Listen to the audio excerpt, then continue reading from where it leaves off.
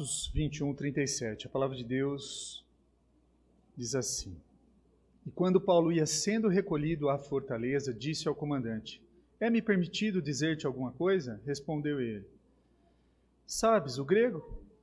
Não és tu, porventura, o egípcio que há tempo sublevou e conduziu ao deserto 4.000 sicários? Respondeu-lhe Paulo: Eu sou judeu, natural de Tarso, cidade não insignificante da Cilícia, e rogo-te que me permitas falar ao povo. Obtida a permissão, Paulo, em pé na escada, fez com a mão sinal ao povo, fez grande silêncio, e ele falou em língua hebraica, dizendo: Irmãos e pais, ouvi agora a minha defesa perante vós. Quando ouviram que lhes falava em língua hebraica, guardaram ainda maior silêncio, e continuou: Eu sou judeu, nasci em Tarso da Cilícia, mas criei-me nesta cidade, e aqui fui instruído aos pés de Gamaliel, segundo a exatidão da lei de nossos antepassados, sendo zeloso para com Deus, e assim com todos vós o sois no dia de hoje. Persegui este caminho até a morte, prendendo e metendo em cárceres homens e mulheres, de que são testemunhas o sumo sacerdote e todos os anciãos. Destes recebi cartas para os irmãos, e ia para Damasco no propósito de trazer manietados para Jerusalém os que também lá estivessem, para serem punidos. Ora, aconteceu que, indo de caminho e já perto de Damasco, quase ao meio-dia, repentinamente grande luz do céu brilhou ao redor de mim. Então caí por terra, ouvindo uma voz que me dizia: Saulo, Saulo, por que me persegues? Perguntei: Quem és tu, Senhor? Ao que me respondeu: Eu sou Jesus, o Nazareno, a quem tu persegues. Os que estavam comigo viram a luz, sem contudo perceberem o sentido da voz quem falava comigo. Então perguntei: Que farei, Senhor? E o Senhor me disse: Levanta-te, entra em Damasco, pois ali te dirão acerca de tudo que te é ordenado fazer. Tendo ficado cego por causa do fulgor daquela luz, guiado pela mão dos que estavam comigo, cheguei a Damasco. Um homem chamado Ananias, piedoso conforme a lei, tendo bom testemunho de todos os judeus que ali moravam, veio procurar-me e, pondo-se junto a mim, disse: Saulo, irmão, recebe novamente a vista. Nessa mesma hora recobrei a vista e olhei para ele. Então ele disse: O Deus de nossos pais, de antemão te escolheu para conheceres a sua vontade, veres o justo e ouvires uma voz da sua própria boca, porque terás de ser sua testemunha diante de todos os homens, das coisas que tem visto e ouvido. E agora, por que te demoras? Levanta-te, recebe o batismo e lava os teus pecados, invocando o nome dele. Tendo eu voltado para Jerusalém, enquanto orava no templo, sobreveio-me um êxtase, e vi aquele que falava comigo: Apressa-te e sai logo de Jerusalém, porque não receberão o teu testemunho a meu respeito. Eu disse: Senhor, eles bem sabem que eu encerrava em prisão e nas sinagogas açoitava os que criam em ti. Quando se derramava o sangue de Estevão, tua testemunha, eu também estava presente, consentia nisso e até guardei as vestes do que o matavam. Mas ele me disse: Vai, porque eu te enviarei para longe aos gentios. Ouviram-no até essa palavra, e então gritaram, dizendo: Tira tal homem da terra, porque não convém que ele viva. Ora, estando eles gritando, arrojando de si as suas capas, atirando poeira para os ares, ordenou o comandante que Paulo fosse recolhido à fortaleza e que sob açoite fosse interrogado, para saber por que motivo assim clamavam contra ele. Quando estava amarrando com correias, disse Paulo ao centurião presente: Ser-vos-á porventura lícito açoitar um cidadão romano, sem estar condenado? Ouvindo isto, o centurião procurou o comandante e lhe disse: Que estás para fazer? Porque este homem é cidadão romano. Vindo o comandante, perguntou a Paulo: Diz-me, és tu romano? Ele disse: Sou. Respondeu-lhe o comandante: A mim me custou grande soma de dinheiro este título de cidadão. Disse Paulo: Pois eu o tenho por direito de nascimento. Imediatamente se afastaram os que estavam para o inquirir com açoites. O próprio comandante sentiu-se receoso quando soube que Paulo era romano, porque o mandara amarrar. Até o versículo 29, irmãos. Oremos. Senhor, tua palavra foi lida. Eu não posso falar sem que teu Santo Espírito, ó Pai, seja conosco nesse momento, abrindo os corações, ó Pai, assim como fez com teu servo Paulo, ó Pai, e usando-me como instrumento teu, Senhor. Seja conosco nesse instante. Em nome de Jesus. Amém. Irmãos, eu lembro de um filme de aproximadamente 20 anos atrás, chamado A Paixão de Cristo. Produzido, dirigido por Mel Gibson. O filme é de todo em aramaico com legendas. A Paixão de Cristo é uma narração, uma renarração das últimas 12 horas do Senhor Jesus. E foi um retrato precioso que aconteceu, né? E muitas pessoas ficaram chateadas. Por quê? Algumas porque acharam que os judeus foram colocados numa situação ruim. Jesus era judeu também. Outros porque sugere que Jesus não era um homem comum. O filme parece chamá-lo para perto de Cristo ou contra Cristo. Creio que era a intenção do diretor. O diretor católico, e ele foi muito fiel às Sagradas Escrituras nesse filme. Acima de tudo, as pessoas ficam chateadas simplesmente porque não gostam da ideia do quê? De um Salvador tendo que morrer pelos nossos pecados. As pessoas acham que não precisam disso. O filme torna Jesus muito real. Mel Gibson sofreu por causa desse filme.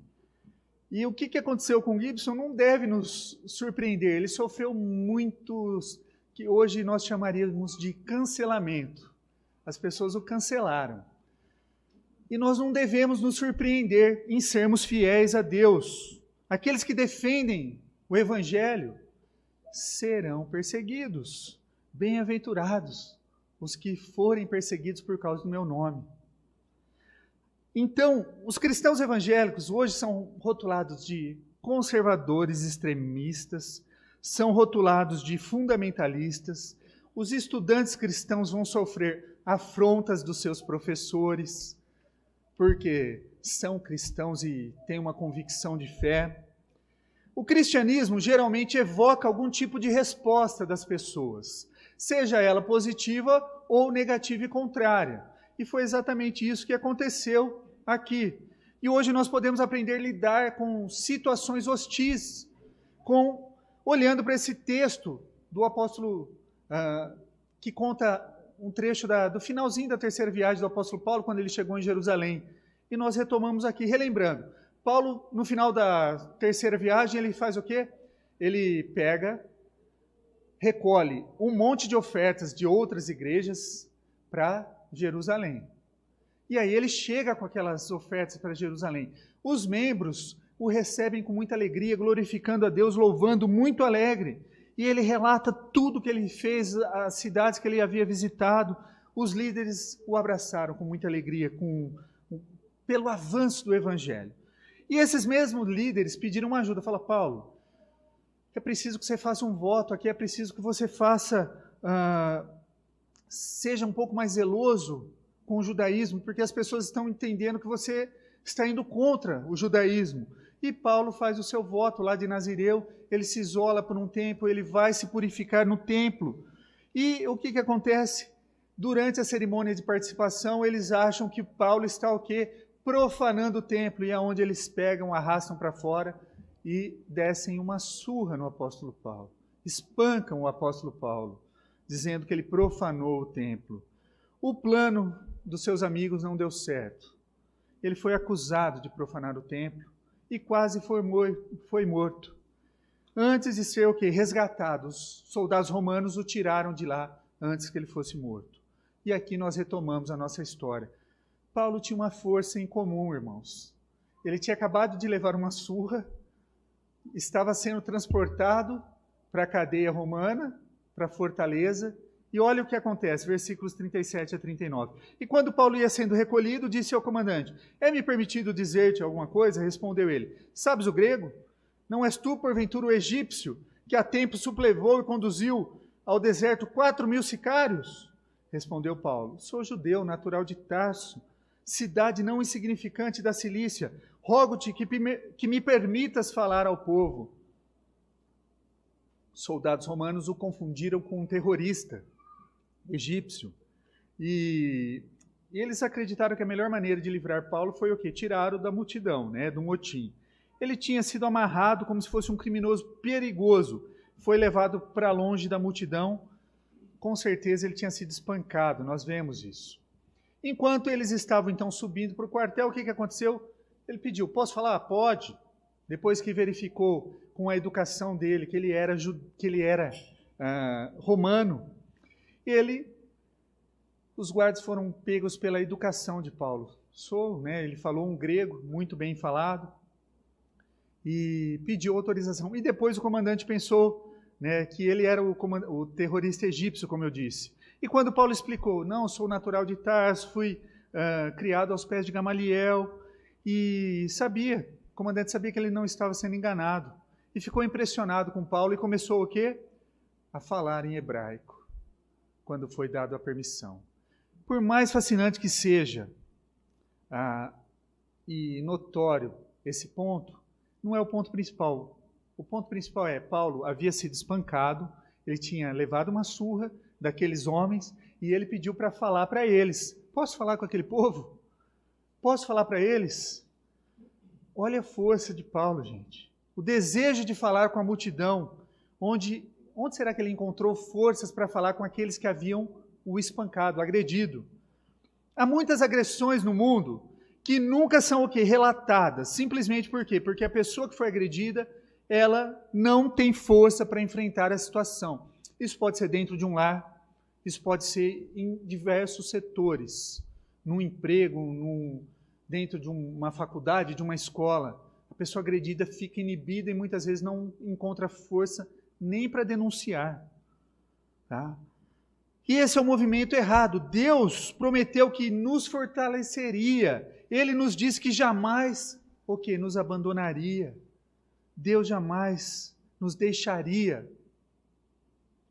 Jesus avisou os seus discípulos, vocês vão enfrentar hostilidade, não vai ser fácil, não vai. Mas vocês devem confiar na força que o Espírito Santo vai dar para vocês.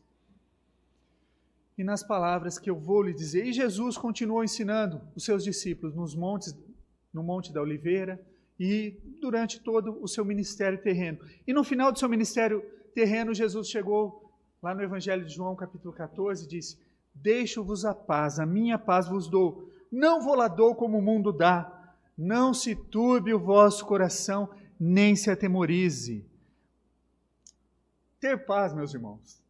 Ter paz não significa ausência de tempestades, de problemas.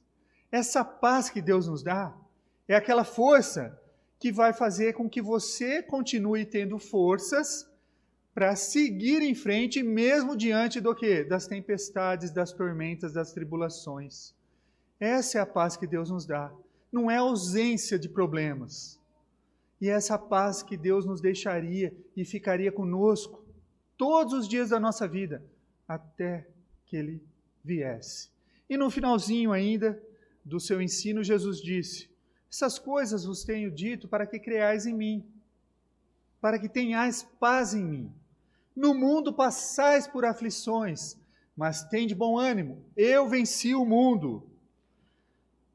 Irmãos, algumas maneiras de um alpinista, de alguém que gosta de esquiar na neve, né? São privilégios de poucos, mas alguns aqui já fizeram isso, de você subir no topo de uma colina ou de um monte. Uma delas é o quê? Você pode subir sozinho, né, com seus esforços. A outra, você pode ser puxado para cima. E há uma terceira, você pode pegar aquele elevador, aquele teleférico que te leva, né, o bondinho te deixa lá em cima. E a partir dali você fazer a sua aventura do topo da montanha. E isso tem o quê?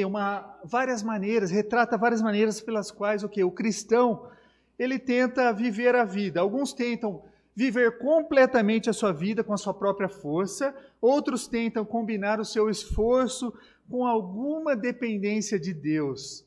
Mas a única maneira de conhecer a vitória é o quê? Você ser totalmente dependente de Deus. do Espírito Santo. Não há outro caminho. Não há. Paulo encontrou a sua força no Senhor. Eu fico imaginando como eu sou infiel, porque se eu tomar uma surra de vocês, eu não vou falar com vocês, não. Eu vou xingar vocês. Eu vou falar mal. Paulo não. Paulo apanhou daquele povo, foi lá e quis justificar-se, ele quis contar o que havia acontecido. Ele quis contar a história dele, a vida dele. Foi isso que Paulo fez. E parece que não adiantou nada, né? O trabalho de Paulo parece que não está levando a lugar nenhum. Talvez você, na sua jornada, encontre bloqueios e bloqueios na sua vida. Você está tentando fazer alguma coisa e vem uma parede gigantesca. Um bloqueio que você não sabe, e agora, para onde eu vou? Aí você pega outro caminho, outro bloqueio gigantesco. E você não sabe para onde você vai. Você está tentando subir um monte? Está tentando chegar no topo da colina? Você está tentando ajudar a Deus? Lembre-se, Ele nos chama para descansar nele. Confie nele, na força que Ele vai te dar. Você vai precisar disso. Então Paulo tira forças de algo surpreendente que nós não sabemos. A força vem do Senhor. A segunda coisa a notar é o amor transcendente de Paulo. O espírito com que ele falou com seus acusadores. Olha como ele trata. No início do capítulo 22. Pais e irmãos. Ele trata com amor aqueles irmãos judeus. Ele falou em hebraico. Não faz sentido Paulo falar com raiva. Quando ele começou a falar, as pessoas ficaram quietas. Opa, ele sabe falar bem o hebraico. Ele fala bem a nossa língua. Elas foram pegas de surpresa. Elas esperavam raiva do apóstolo Paulo, mas foram recebidas com amor. Ninguém culparia Paulo se não quisesse mais falar aos judeus. Se ele não quisesse mais falar. Mas Paulo tinha compaixão, não foi isso que ele fez. Ele tinha compaixão. Paulo não esqueceu que houve um tempo que ele era tão zeloso da lei quanto todos aqueles homens. Ele era um perseguidor de cristãos. Ele nunca se esqueceu que ele era um pecador que necessitava da graça do Senhor Jesus Cristo. E ele participou de uma ação que matou um dos que eram do caminho, Estevão, quando foi apedrejado. Paulo estava lá, consentiu com o apedrejamento, inclusive ficou segurando uma capa.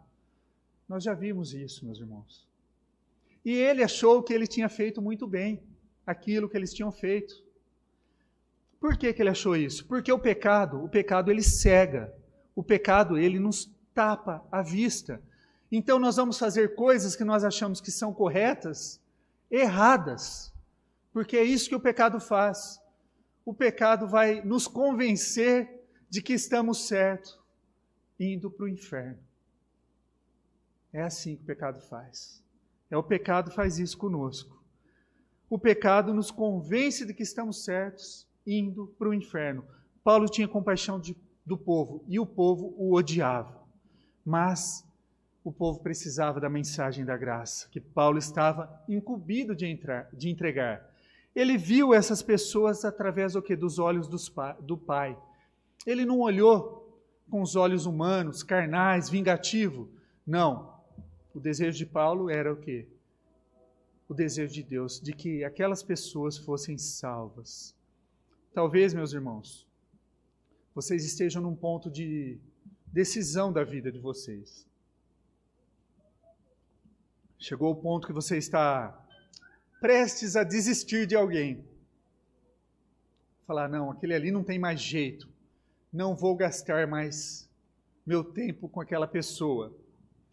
Talvez seja o seu colega de trabalho, aquele que a boca suja, que só fala palavras torpes.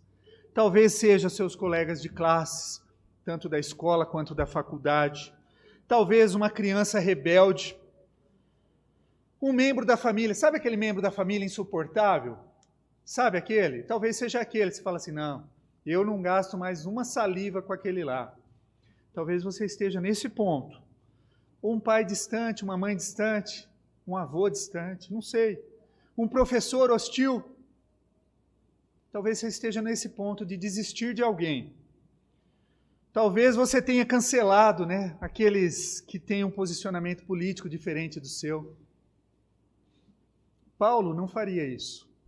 Ele estava perdido antes de conhecer a Cristo. Ele sabia que qualquer um sem o Evangelho estava o quê? Condenado à eternidade de tormenta, de sofrimento. Paulo não desistiu, ele recebeu a graça de Deus, ele foi transformado pelo Evangelho, e ele não queria que aquele Evangelho se limitasse somente a ele. Então ele queria espalhar, ele queria obedecer o que Cristo chamou para ele, pregar o Evangelho para outras pessoas. A verdade é que nós vemos o quê? Paulo não desistiu. Ele continuou. Nós sabemos, no entanto, que nós não sabemos quem Paulo pode ter ajudado a Cristo. Nós não sabemos. Por quê? Porque ele não conseguiu concluir a sua mensagem naquele instante ali. E se você começar a desistir, você nunca mais vai parar de desistir. Então não desista. Não pare. Se tem alguém que você gostaria de levar a Cristo, continue. Continue. Não desista, ore. Continue falando. Né? Continue pregando. E como que Paulo reagiu à hostilidade que ele sofreu?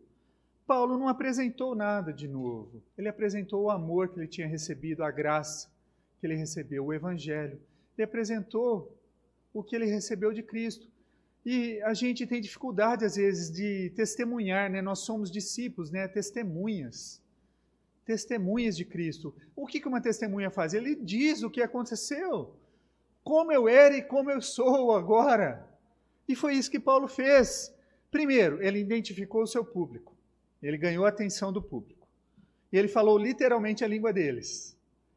Ele contou sobre a sua educação judaica aos pés de um dos maiores mestres, que era Gamaliel. Ele também tinha zelo pela lei. Ele contou como ele era perseguidor dos cristãos, como ele ia atrás a ponto de matar e levar preso os que eram chamados os do caminho, os cristãos da igreja primitiva. Paulo, ele contextualizou com o povo que ele estava lidando. E muitas vezes esse é a nossa dificuldade. A gente não ganha nem a audiência daquele que a gente gostaria de falar de Jesus. A pessoa não quer nem ouvir sua história, quanto mais a de Jesus. Não quer nem ouvir você. Jamais ela vai querer ouvir de Jesus se ela não quer nem ouvir você. Então Paulo, ele fez isso. Ele queria que as pessoas soubessem que ele não era diferente deles. E uma das barreiras que nós temos é essa, a justiça própria, né? As pessoas acham que nós vamos julgar elas. Na maioria dos programas de 12 passos, esses programas que eu estou falando, inclui os Alcoólicos Anônimos, faz o quê? O que faz o programa funcionar é o fato de que todos no grupo, todos eles que estão inseridos no grupo, sabem que estão a um passo do vício. Tá? Estão a um passo do vício, isso é, eles são companheiros alcoólatras. Estão a um passo. E isso é uma questão em vários estágios. Isso na dependência química, isso nós podemos trabalhar para nós, que nós somos, como cristãos, nós podemos relacionar. Nós somos pecadores, porém regenerados por Cristo. Mas somos pecadores, continuamos pecando, sim. Mas nós fomos regenerados por Cristo. Nós compartilhamos uma doença comum chamada pecado. E somos tão indefesos sem Cristo para superar esse pecado, mas tão indefesos. Sem Cristo nós não podemos fazer nada. Não tem nada que nós possamos fazer. Segundo, Paulo contou sua história pessoal. Ele não pregou um sermão, meus irmãos. Quando nós lemos o texto aqui, ele não falou um sermão. Ele contou, muitas vezes nós perdemos a oportunidade, como eu disse, de compartilhar o que? O Evangelho, por quê? Porque nós não sabemos o que dizer para as pessoas. Nós não sabemos o que falar para as pessoas. E aí, o que eu faço quando eu não sei o que falar para as pessoas? Eu não tenho uma apresentação preparada. O que eu devo fazer? Conte da sua vida. Conte de como você era antes de Cristo e de como você é agora, depois de Cristo. Conte o que Cristo fez na sua vida. Foi exatamente isso que Paulo fez aqui. Ele teve a atenção do seu público e começou a contar. Ele começou a contar. E você pode me dizer assim, mas a experiência de Paulo foi dramática. Imagina, na estrada de Damasco, aquela luz brilhante que ofuscou até o sol. A minha história não é tão dramática assim, não. Eu não sei a sua, né, meus irmãos? A minha não é. A minha é o quê? Um menino que cresceu, sempre veio na igreja e não conhecia o Salvador. Quando, com 10 anos mais ou menos, eu não lembro a idade, Deus me abriu os olhos. Deus me abriu os olhos. De fato, se eu for contar isso, não é uma história muito atraente. Não tem nada de interessante na sua história. Que história chata, vão falar, né? Mas é a minha história. É a história que Deus conduziu a minha vida. E é assim que você pode falar para alguém. Muitos aqui vieram a Cristo na vida adulta. Então talvez você tenha uma história diferente de quem você era e de quem você passou a ser em Cristo. Ao compartilhar a sua história, você deve contar às pessoas. Antes, né, de conhecer Jesus, o que te trouxe a fé? Qual foi o ponto ali que te levou à fé, que te marcou? E isso vai chamar atenção. E ela vai querer saber, né, o que te chamou, o que te levou à fé. O que aconteceu desde então que você colocou a sua fé e sua confiança em Cristo? Todo mundo tem uma experiência diferente, meus irmãos. Uma história não é igual a outra. Mas você não sabe que parte da história sua pode ser usada por Deus para alcançar outra pessoa. E se alguém fizer uma pergunta que eu não sei responder, pastor, fala assim, eu não sei te responder. Eu posso procurar uma resposta e depois te respondo. Eu lembro quando o cego foi curado, e aí os fariseus chegaram e o interrogaram, né? Os judeus chegaram e interrogaram ele. Quem foi que te curou? Ele falou, foi Jesus. Eles falaram, Jesus, aquele pecador? E o homem era cego, retrucou, olha, se ele é pecador, eu não sei. Uma coisa eu sei, eu era cego e agora eu vejo. Eu era cego e agora eu vejo. Está lá em João 9:25. Você não precisa de todas as respostas, meus irmãos. Você não precisa saber tudo. Eles não aceitaram o testemunho de Paulo. Não aceitaram. Seu testemunho não é algo aceitável ou não. É a sua história. Quando alguém diz, eu não compro a sua história. Não, sua história não compro, não. A minha resposta seria, minha história não está à venda, né? Isso aí é o que aconteceu comigo. Você acredite ou não, é isso que aconteceu comigo. E o que você faz com essa informação pode mudar a sua vida. Você pode se achegar a esse Deus que mudou a minha vida. Você pode conhecer esse Deus. E se você quiser, eu posso contar para você mais, se você tiver interesse em conhecê-lo melhor. Paulo não conseguiu então terminar o seu testemunho. Ele não disse às pessoas como serem salvas. Assim que ele mencionou que tinha sido enviado aos gentios, acabou. Eles falaram, tira esse homem daí. Eles ficaram loucos novamente. Você pode nem sempre ser capaz de compartilhar o seu testemunho completo, mas diga o que você conseguir dizer. É interessante, meus irmãos, você pode falar, mas Paulo não pregou a eles, de fato não pregou o evangelho, porque a fé vem pelo ouvir e o ouvir da palavra de Deus. Nós precisamos falar do evangelho para que as pessoas sejam salvas. Mas uma coisa é fato, nem todos serão salvos. Outra coisa é um fato. Nós estamos aqui para a glória de Deus e não para a salvação das pessoas. O propósito principal nosso, o fim principal, é glorificar a Deus, é a glória de Deus. Essa é a finalidade do ser humano, é a finalidade da igreja, é a finalidade do crente. Assim como Paulo, Deus pode chegar em qualquer um e se revelar através dos seus. Paulo era um perseguidor, ele não estava buscando a Deus. Deus se revelou a ele, Deus o buscou, Deus o transformou. Nós não somos Deus, nós não somos o Espírito Santo. Não será a nossa insistência, a nossa chatice que vai fazer alguém se converter. Pelo contrário, a gente tem que ser o mais amoroso possível, para que as pessoas continuem nos ouvindo. E nós possamos testemunhar o que é o cristão, o que é ser evangélico, que não são pessoas chatas, sisudas, não. São pessoas alegres, fazem festas, comemoram, gostam de uma comida como ninguém. Que nós somos alegres, sim. Que o cristão é alegre. As pessoas precisam ver isso em nós. E como nós vamos testemunhar para os que não são de Cristo, se nós nem conseguimos fazer com que eles ouçam e conheçam a nossa vida, a nossa história? Como?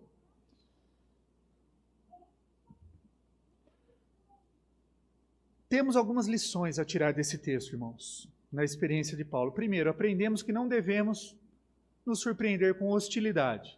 Nem todo mundo vai apreciar o quê? A graça de Deus, e nem todos vão admitir que precisam de um Salvador. Segundo, devemos pedir a Deus por força em tempos difíceis. Se esse momento difícil é o ataque da multidão, como foi com o apóstolo Paulo, ou seja uma doença, ou um membro passando por dependência química dentro da sua família, ou a perda de um ente querido, a força vem de Deus, e Deus vai te dar a paz e a força necessária para você superar esse desafio que você está. E nesses tempos nós somos chamados a confiar em Deus, na promessa que Ele nunca nos deixaria, nem jamais nos abandonaria. Devemos confiar no Seu Espírito, que Ele nos guia e nos fortalece. Terceiro, devemos lembrar que mesmo aqueles que nos odeiam ainda são amados por Deus. Deus ama aqueles que nos caluniam, os de outras crenças religiosas, aqueles que estão na igreja, mas são como lobos em pele de cordeiros. Nós não sabemos quem são. É Cristo que vai fazer essa separação.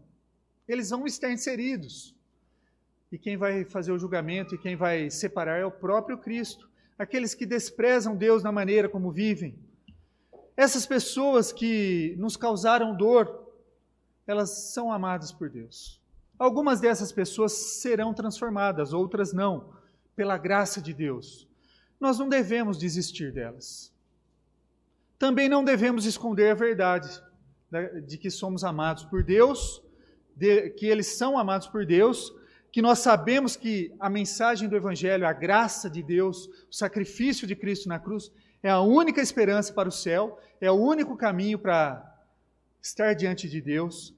E perder essa verdade ou continuar a ignorar essa verdade é enfrentar a tormenta eterna. Isso é o inferno, sim. Se entendermos isso, se entendermos o tamanho do sofrimento do inferno, jamais o que nós vamos fazer? Desistir de alguém. Finalmente, nós lembramos que testemunhar, você não precisa o quê? Complicar.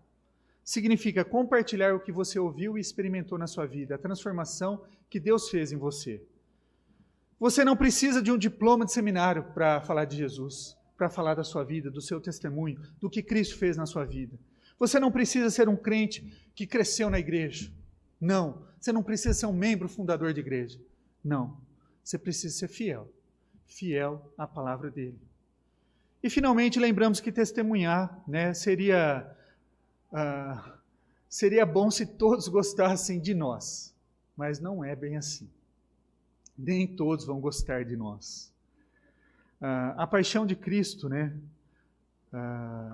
foi um filme que marcou muito pela fidelidade. Para as pessoas chegarem a Cristo ou se colocarem contra Cristo. Nós vamos precisar encarar os fatos. Haverá pessoas que vão se opor ao Evangelho, meus irmãos. Não tem jeito. Haverá pessoas que não vão gostar de nós porque nós somos fiéis à Bíblia e não negociamos alguns princípios. Precisamos estar preparados para que o Pedro nos disse na sua primeira carta. Ele diz assim: em vez disso, consagrem-se a Cristo como Senhor de sua vida. E se alguém lhe perguntar a respeito da sua esperança, estejam sempre preparados para explicá-la. Façam-no, porém, de modo amável e respeitoso. Mantenham sempre a consciência limpa.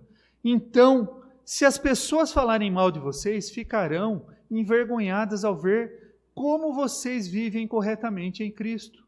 Lembre-se de que é melhor sofrer por fazer o bem, se for da vontade de Deus, do que por fazer o mal. Isso é, estejam preparados para dar razão da esperança. Fale da sua vida, e Deus pode usar o seu testemunho para que as pessoas se interessem por Cristo. E aí você esteja pronto para dar razão da esperança, para falar da salvação, do Evangelho, para explicar. E como que eu fico pronto? Estudando a palavra de Deus, estudando as doutrinas básicas, sabendo o significado maravilhoso da ceia do Senhor, que a gente deve fazer até que Ele volte com alegria. É estar preparado para dar razão da esperança. E um bom conselho é: viva a verdade. Ore para que Deus use essa verdade, que Ele te dê força para sobreviver aos tempos difíceis e àqueles que são contrários à sua fé. E quando você sentir que está sozinho, desamparado, abandonado, ganhe força, não somente pela coragem que Paulo teve, mas também pela coragem da igreja, dos outros e principalmente da que vem do Espírito Santo. Que Deus nos abençoe, irmãos, e que a graça seja dada somente a Ele.